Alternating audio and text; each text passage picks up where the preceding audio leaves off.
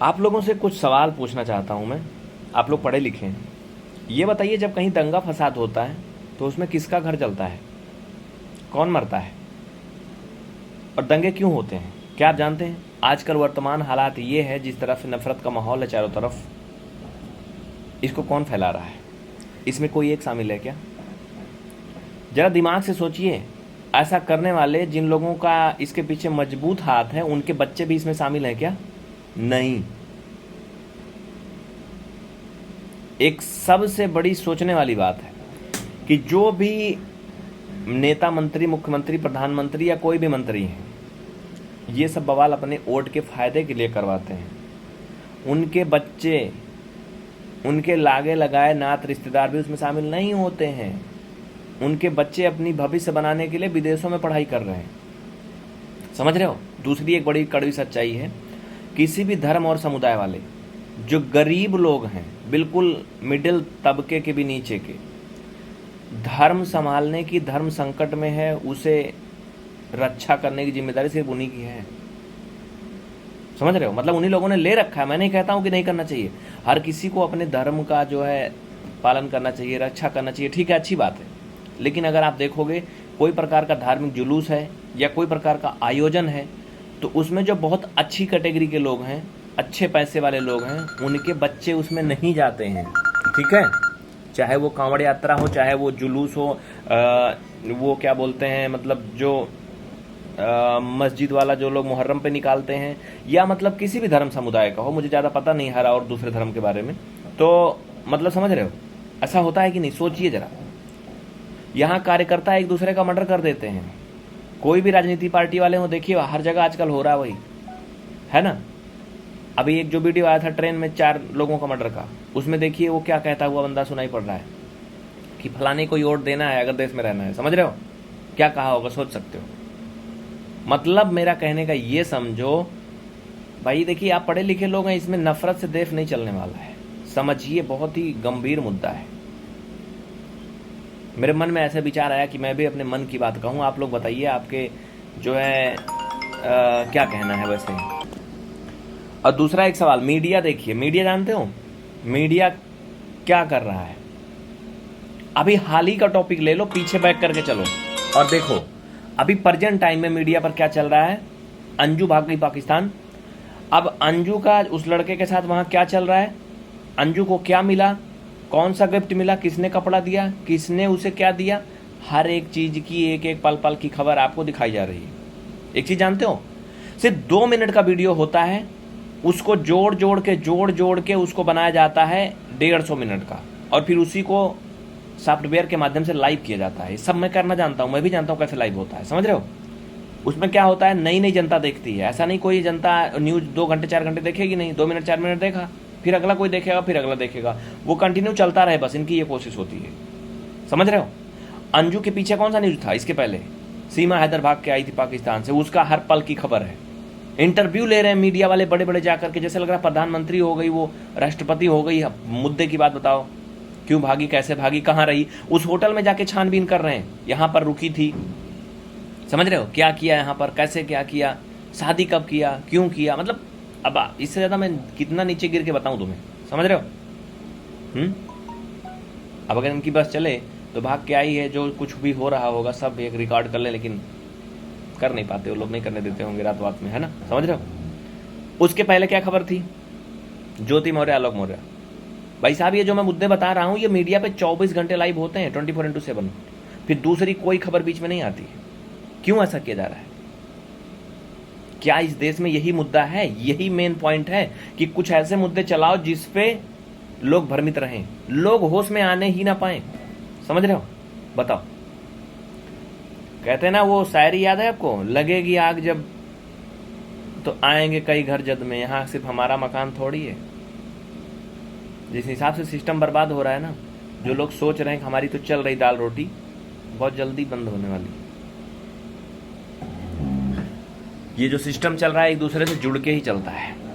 मैं किसी का सपोर्ट विरोध करने की बात नहीं कह रहा हूं, मैं केवल तुम्हें सोचने को बोल रहा हूं कि 1 मिनट 2 मिनट या 20 मिनट 1 घंटा कभी सोचो सिस्टम के बारे में कि क्या हो रहा है, और समाधान उसका सोचो।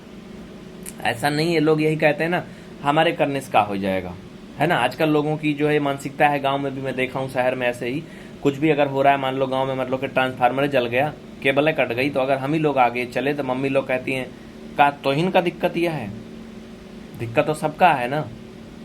तो जब तक कोई आगे नहीं आएगा सब लोग कहाँ आएंगे, समझ रहे हो। तो जो भी धर्म और मजहब के नाम पर, जाति और समुदाय के नाम पर ये राजनीति हो रही इस देश में, वो कहीं ना कहीं बहुत शोचनीय है, बहुत चिंतनीय है। मीडिया किसी भी देश का बहुत ही मुख्य साधन होता है, माध्यम होता है, कहते हैं ना लोकतंत्र का चौथा स्तंभ होता है, वो तो बिल्कुल खराब हो चुका है, खत्म हो चुका है मीडिया। तो कम से कम कुछ नहीं कर सकते हो तो ये मीडिया का जो बवाल हमेशा दिखते रहता है, इसको तो ना देखो, इसको तो डिसलाइक करो, अनसब्सक्राइब करो, हटाओ, जिससे इनकी टीआरपी घटे, समझ रहे हो। अगर ये वीडियो हमारा 10,000 20,000 या लाखों लोग देखेंगे अगर 4 से 10 दिन में, तभी कुछ लोग तो पालन करिए इसका।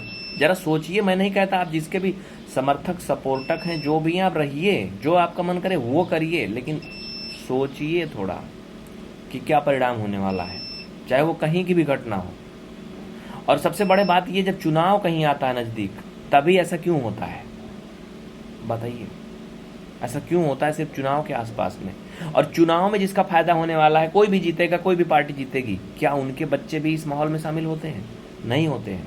वो विदेशों में, अलग अलग कंट्रियों में, लंदन अमेरिका में पढ़ाई कर रहे हैं, समझ रहे हो। जिन गोदी मीडिया के चैनलों पर ये सब बवाल दिखाया जाता है, पता है क्या क्या होता है? देखिए फलाने ने क्या कहा फलाने को, अभी मैं थंबनेल दिखा दूं, कई प्रकार के ऐसे ऐसे होते हैं, बोलती बंद कर दी, ऐसे ऐसे बवाल होते हैं, आग फैलाई जाती है, समझ रहे हो। देखे होंगे आप लोग, सोचिए और अपने विचार कमेंट जरूर करिए, क्या कहना चाहते हैं आप इस पे, क्या होना चाहिए या क्या होगा आगे। आपको क्या लगता है, पढ़े लिखे लोग हैं ना आप, अनपढ़ गंवार तो है नहीं, आपको तो खबर होगी पल पल की। बताइए क्या कहना चाहते हैं, कुछ समाधान है? अभी ऐसे चलता रहेगा, फिर ऐसे ही देश जलता रहेगा हर जगह। ट्रेनें फूंक दी जाती हैं, बसें फूंक दी जाती हैं, दंगों में करोड़ों करोड़ों का नुकसान होता है, अरबों खरबों का नुकसान होता है। वो पैसा जाता कहाँ है? देश से ही बर्बाद हो रहा है ना, लौट के थोड़ी आता है वो। जो चीज़ जल गई, जो चीज़ खत्म हो गया, वापस नहीं आता वो। इसकी भरपाई कहाँ से होती है? जो आप लोग टैक्स दे रहे हैं। कहेंगे हम तो टैक्स नहीं देते हैं, हम तो कमाते ही नहीं, हम तो वैसे नॉन रोटी जुगाड़ कर रहे हैं, हम कहाँ टैक्स देते हैं। जो तुम नमक खरीद के लाते हो उसमें भी टैक्स पड़ता है, समझ रहे हो। कुछ भी चीज़ जो तुम खरीद रहे हो सब में टैक्स पड़ रहा है। पानी पीते हो उसमें भी टैक्स पड़ता है, सुई खरीद के लाते हो उसमें भी जीएसटी रहती है, समझ रहे हो, चाहे कुछ है % रहे, टैक्स आप भी दे रहे हो। अगर इस देश में साबुन तेल खरीद रहे हो तो आप भी टैक्स दे रहे हो। अगर टैक्स ना रहे, एक नॉर्मली जहाँ सबसे ज़्यादा टैक्स लगता है, जहाँ तक मुझे पता है, कितना सही कितना गलत, पेट्रोल में, डीजल में। आपको पता है 90 रुपये का जब पेट्रोल मिल रहा था, 100 रुपये का मान लो सीधा सीधा, तो 100 में से 60 रुपये टैक्स होता है, 40 रुपये का पेट्रोल, समझ रहे हो। अगर टैक्स का पैसा हटा दो तो केवल 40 रुपये लीटर पेट्रोल मिलेगा, जहाँ 100 रुपये मिलने वाला। तो बताओ टैक्स कितना दे रहे हो आप। आजकल लगभग हर घर में कोई ना कोई वाहन जरूर होगा पेट्रोल डीजल से चलने वाला, तो वो टैक्स का पैसा जलता है इस दंगों में, जो आप देते हो अपनी गाड़ी कमाई का। और हम लोग मिडिल क्लास या गरीब फैमिली वाले ही दंगे में मारे जाते हैं, उन्हीं का घर जलता है। कभी किसी दंगे में देखे हो किसी विधायक या सांसद का घर जला दिया गया हो? देखे हो विधायक सांसद की कोई गाड़ी फूंक दी गई हो? देखे हो? नहीं। पुलिस थाने की फूंकी जाती है, थाना फूंका जाता है, सामान्य बस्तियां फूंकी जाती हैं। भाई पुलिस थाने की गाड़ियां जलाई गई, किसका गया? सरकारी नुकसान हुआ, सरकार तुमसे टैक्स लेके भरेगी ना। हाँ, ये तो अच्छी बात है, जो मैं भी इसको कहूंगा कि जो भी दंगाई अगर उसमें कहीं पहचान में आते हैं, उनसे जो उनकी भरपाई की जाती है वो अच्छी बात है, बढ़िया होना चाहिए। लेकिन सिस्टम के बारे में सोचना हर किसी की जिम्मेदारी है। लगेगी आग, जब कहते हैं ना इज्जत में कि सिर्फ हमारा ही मकान थोड़ी है, गांव जलेगा तो फिर आँच आपके घर तक भी आएगी। एक सबसे बड़ी बात यह कि अगर इन दंगों में इतनी संपत्ति बर्बाद ना हो ना, तो देश में अब तक बहुत कुछ आगे बढ़ चुका होता। अगर आप देखो, अब से लेके पिछले 10-20 साल का किसी की भी सरकार रही हो, किसी का भी गवर्नमेंट सिस्टम रहा हो, कोई भी राज्य ले लो पूरे इंडिया के, जितने दंगे होते हैं, जितने बवाल होते हैं, उसमें जितने नुकसान होते हैं, चाहे वो प्राइवेट प्रॉपर्टी जलाई जा रही, चाहे वो सरकारी है, उसमें अगर हिसाब करो तो कितने अरबों का नुकसान हो चुका है, अगर 10 ही साल का निकालो तो। ऐसा कौन करवाता है, किसका फ़ायदा होता है इसमें? सिर्फ और सिर्फ नेताओं का फ़ायदा होता है, समझ रहे हो? राजनीतिक पार्टियों का फ़ायदा होता है, वो किसी भी पार्टी के हैं, सबका होता है भाई। दो ही भाई हैं ना, या तो वो जीतेगा या तो वो जीतेगा, दो ही लोग का ना, समझ रहे हो? कोई भी हो, दो ही लोग में भाई। अब की बात तुम जीत गए, हम हार गए, हम जीत गए, तुम हार गए। एक चीज़ जानते हो, नफरत सिर्फ कार्यकर्ताओं में होती है। कभी भी देखे हो कोई सांसद विधायक एक दूसरे को गाली देता हुआ, या कोई मुख्यमंत्री दूसरे मुख्यमंत्री को मार दे? भाई साहब, इन लोग के शादी विवाह होता है, कार्यक्रम में शामिल होते हैं, समझ रहे हो? इन लोग में अच्छे रिलेशन होते हैं आपस में, किसी में लड़ाई झगड़े नहीं होते हैं। बाहर तुम्हें दिखाया जाता है कि लोग एक दूसरे का खून के प्यासे हैं, ऐसा होता नहीं है। समझ रहे हो कि नहीं?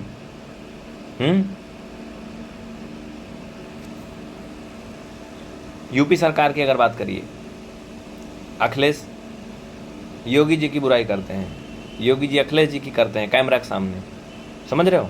लेकिन अगर कोई काम हो पर्सनली, उनके घर का कोई प्रॉब्लम हो, तो तुम्हें क्या लगता है कि ऐसे आम जनता की तरह घूमना पड़ता है?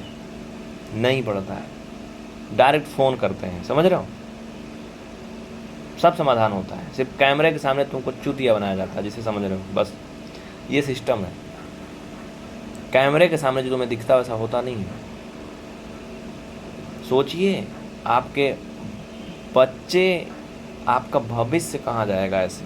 इस नफरत की राजनीति में कहाँ जाएगा? फ़ायदा किसका है, नुकसान किसका है? उनके बच्चे तो जनाब विदेशों में पढ़ रहे हैं, और वो विदेशों में ही अच्छी खासी जॉब करते हैं लाखों के पैकेज पे। यहाँ बेरोजगारी की लाठी नहीं खा रहे हैं। रोजगार के लिए प्रदर्शन करोगे, जुलूस निकालोगे, लाठी पड़ेगी। धार्मिक जुलूस निकालोगे, आसमान से फूल बरसाया जाएगा। क्यों? क्योंकि धर्म में तुम अंधे हो जाते हो। पूजा पाठ सबको करना चाहिए, जिनको लग रहा हो पीछे हम भी पूजा पाठ करते हैं, समझ रहे हो? लेकिन हर चीज़ की अपनी जगह होती है। धर्म की रक्षा का जिम्मेदारी सिर्फ गरीब तबके या आम जनता की क्यों है? जो लोग लाखों करोड़ों अरबों खरबों में खेलने वाले हैं, उनके बच्चे इन जुलूस में क्यों नहीं शामिल होते हैं? बताइए, गलत सवाल है, क्यों नहीं शामिल होते हैं? या कोई है ऐसा लखपति, बता दो, करोड़पति, जिसके बच्चे पैदल कांवड़ यात्रा निकाल रहे हों या फिर मुहर्रम में शामिल हो रहे हों? लखपति करोड़पति है कोई जिनके बच्चे उसमें शामिल हो रहे हों? कभी देखे हो? कभी नहीं होते, क्योंकि अंधा बना के रखना उनकी जिम्मेदारी आम जनता की, दो के रखना, आवाज़ न उठाने पाओ, भरमाए रहो किसी चीज़ में। फिलहाल इस वीडियो में इतना ही। आपके क्या विचार हैं कमेंट जरूर करना, और इस वीडियो को शेयर करना, और सोचना, व्हाट्सएप यूनिवर्सिटी के जो पढ़े लिखे लोग हैं उनको भी दिखाना, ठीक है? मैं किसी का सपोर्ट या विरोध की बात नहीं कर रहा हूँ, बस ये बोल रहा हूँ कि इन चीज़ों से हट के थोड़ा एक बार सोचो कि ये सारी जिम्मेदारी जिन लोग के यहाँ दाल रोटी नहीं हट रही उन्हीं की क्यों है? जो लोग अच्छे खासे समृद्ध परिवार से हैं वो लोग इसमें क्यों नहीं शामिल होते हैं? वो लोग इसमें क्यों नहीं आगे आते हैं? वो लोग केवल छत पर से मज़ा लेते हैं जब घर जलता है, मार होती है, समझ रहे हो? अभी गुरुग्राम में जो बवाल चल रहा है, देख रहे हो वहाँ क्या हो रहा है? सबसे, पूरे देश में सबसे अमीर शहर गुरुग्राम है, वहाँ भी क्या कंडीशन है?